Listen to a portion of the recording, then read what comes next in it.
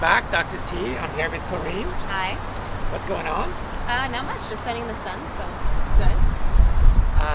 Where are we? We're in City Place, so down by Front and Spadina area. So one of the key things that, we have a lot of patients, right, talking about mindfulness. It's one of those things that is like out there. Everybody has an opinion about it. So we figured, all right, I'm going to get an expert, and she's going to break it down for us.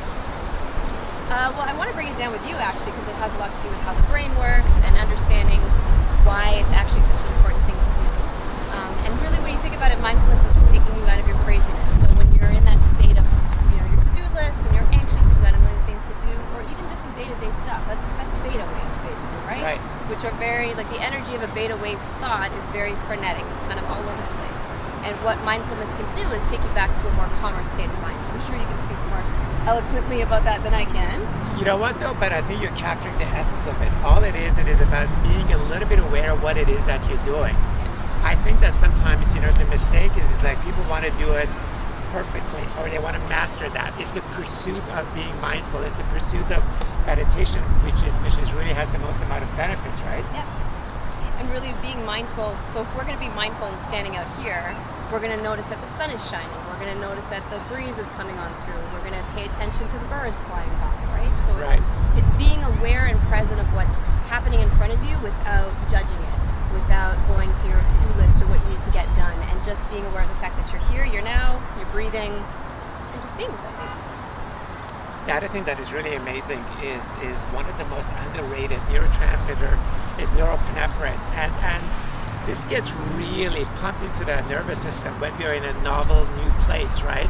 So I think a lot of times when you are actually in a different place, you're in a different state of mind, try to stack up that habit with a bit of mindfulness or anything else as well. It's going to really create a much more nuanced but much more incredibly amplified experience.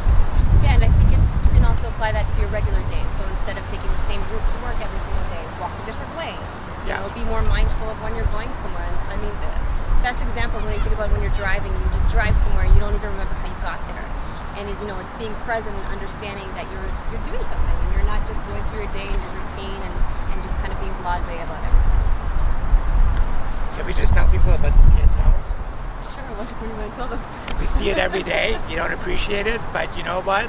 Look at the CN Tower the way a tourist looks at the CN Tower. Yeah. They're like, oh my God, that is amazing.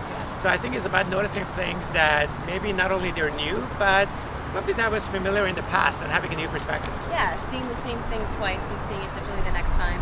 And also from different angles, really appreciating things.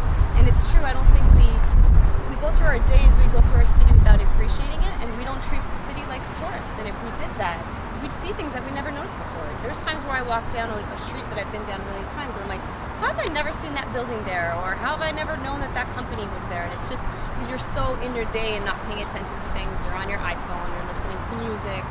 You're just not tuned into what's happening around you. That's You're really on Instagram, you're on Twitter. I'm going to go get my phone right now if that's okay. Okay, anything else you'd like to add?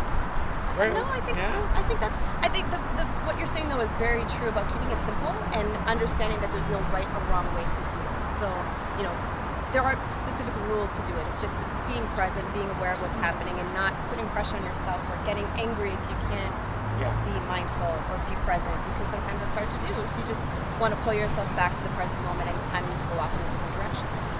I think a lot of times it's people bring the same neuroses and the same OCD into meditation or mindfulness, but I don't think it quite works, right?